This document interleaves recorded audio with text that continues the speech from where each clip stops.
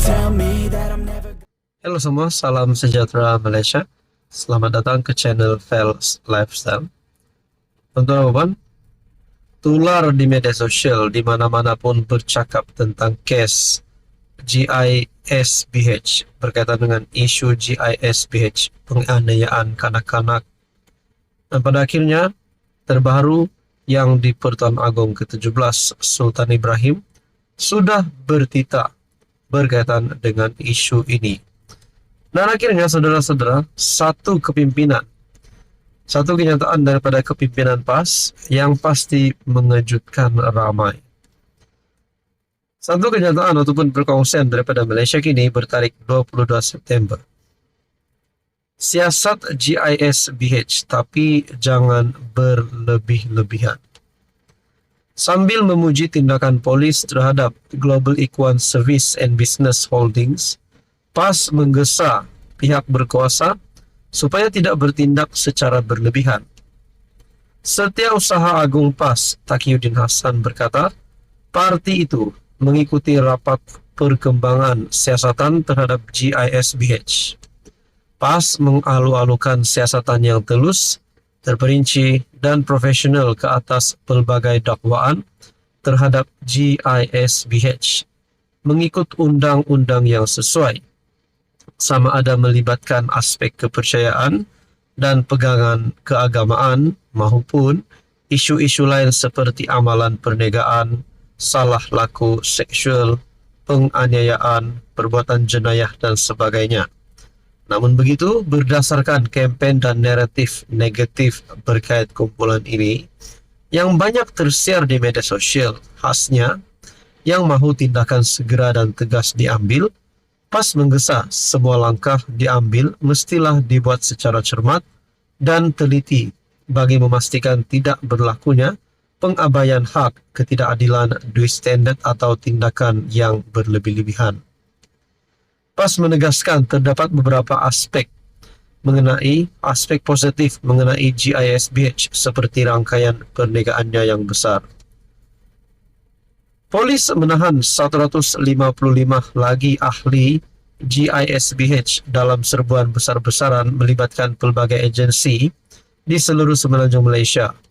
Ketua Polis Negara Razarudin berkata, 78 lelaki dan 77 wanita ditahan di bawah fasa 4 Ops Global, manakala 186 mangsa lagi diselamatkan, termasuk wanita dan kanak-kanak. Penahanan ini berlaku selepas polis menyelamatkan 402 kanak-kanak dalam serbuan ke atas 20 rumah amal GISBH di Selangor dan Negeri Sembilan pada 11 September dengan 171 orang ditangkap. Bagi saya, saudara-saudara, ini kenyataan daripada PAS yang pasti menggemparkan. Siasat GISBH tapi jangan berlebih-lebihan. Mungkin ini menimbulkan banyak persoalan. Dan seperti yang kita tahu, Istana Negara, Baginda yang di Pertuan Agong ke-17 Sultan Ibrahim sudah bertita berkaitan dengan ini. Teman-teman, apa komen Anda? Halo semua, salam sejahtera Malaysia. Tuan-tuan dan puan yang amat dihormati. Terima kasih kerana terus setia dan bersama di dalam channel ini. Akhirnya ada satu tulisan berkaitan dengan gesaan Anwar untuk tetap jawatan. Dan ada satu tulisan di mana perkara ini ataupun tulisan ini pasti mengejutkan kepimpinan pembangkang dan terutamanya kepada Anwar Ibrahim sebagai Perdana Menteri. Satu perkongsian daripada Syabuddin bertarikh 22 September, Anwar harus banyak bertenang. Gesa Perdana Menteri letak jawatan, perkara biasa. Perdana Menteri Anwar Ibrahim nampaknya semacam koyak dan begitu mudah tersentuh hati dengan gesaan pemuda PAS yang menuntutnya letak jawatan.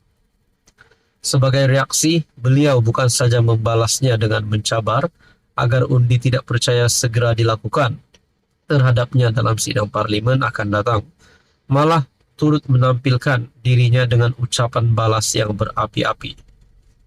Dengan wajah yang marah, Anwar juga memperlekeh Ketua Pemuda PAS sebagai pemimpin yang tidak tahu sejarah, menjadi alat dan perkakas kepada perasuah serta pencuri harta rakyat, sambil dalam waktu yang sama melambung dirinya sendiri sebagai bekas banduan yang terhormat.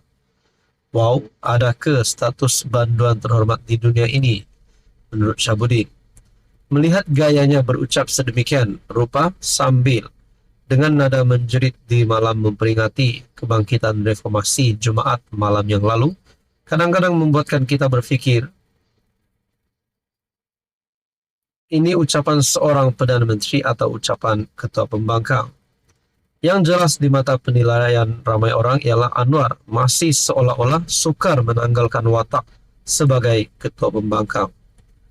Tetapi bila sudah menjadi PM, terus menjerit ketika berucap adalah suatu kejanggalan. Sudah ada kuasa, status diri lebih terhormat, boleh melakukan apa saja dengan kuasa, dari hujung langit ke hujung langit, sibuk nak menjerit lagi untuk apa menurut Syahbudin. Saudara-saudara, di akhir tulisan ini, sebagaimana PM tidak mahu pembangkang naik jadi kerajaan, pembangkang juga tidak mahu melihat PM terus kekal di jawatan yang disandangnya. Kerja pembangkang ialah memastikan PM dapat dipensiunkan seawal mungkin, dan caranya ialah dengan menggesanya meletak jawatan. Cuma kalau tak tahan jiwa dengan gesaan letak jawatan dan tak ingin lagi digesah meletak jawatan, jawabannya mudah saja. Segeralah letak jawatan menurut Syahbudin. Saudara-saudara, menurut Anda ini satu tulisan yang pasti ada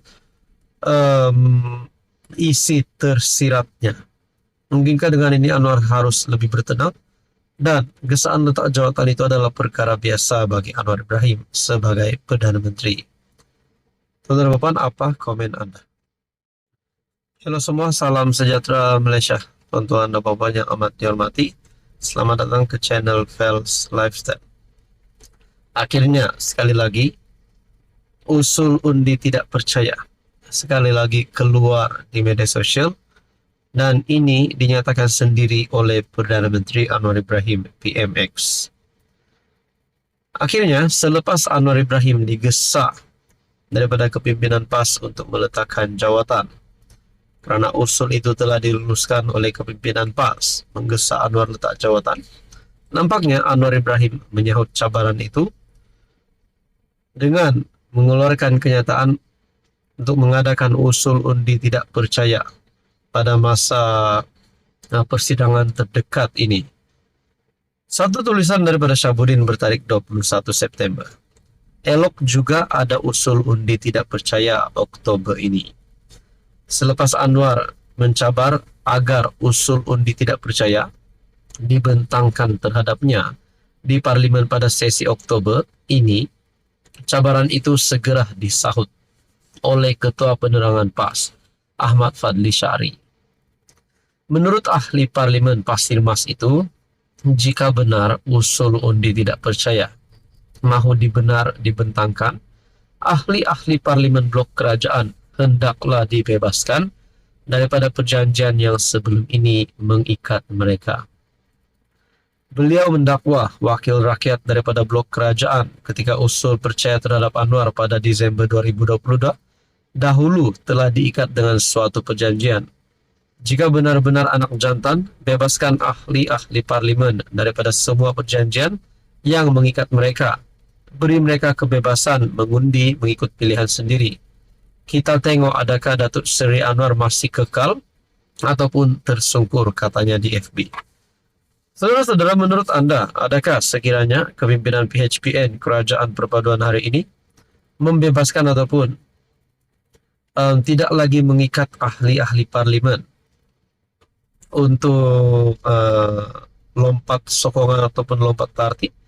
Adakah keputusan berpaling kepada Perikatan Nasional? Adakah ramai ahli parlimen daripada kerajaan hari ini akan menyokong Perikatan Nasional? Itu menjadi persoalannya. Yakin sangatkah PN sekiranya ahli parlimen kerajaan tidak diikat dengan janji-janji itu, mereka terus akan sokong PN? Itu menjadi persoalannya. Saudara-saudara, bagi saya, secara pribadi, apa yang dilakukan oleh kepimpinan PHPN yaitu mengikat ahli parlimen adalah untuk kestabilan politik, bukan semata-mata untuk mengekalkan Anwar sebagai Perdana Menteri. Itu hanya pandangan pribadi saja. Jadi saudara-saudara, kalau benarlah Mereka, ahli-ahli parlemen ini tidak lagi diikat dengan janji seperti mana yang berlaku sebelum ini, seperti mana mereka diikat sebelum ini dengan perjanjian-perjanjian itu. Adakah ramai ahli parlemen daripada kerajaan hari ini akan menarik sokongan? Nah, itu menjadi persoalannya. Jadi, saudara-saudara, selepas semua itu dilakukan secara tertib, di akhir tulisan Syahbudin, barulah blok pembangkang mengemukakan usul undi tidak percaya secara rasmi kepada parlimen. Agak-agak kalau semua itu berlaku, berani tak Anwar mengarahkan Speaker Parlimen Johari Abdul agar membenarkan usul undi tidak percaya diluluskan atau untuk dibentangkan? Apa komen Anda?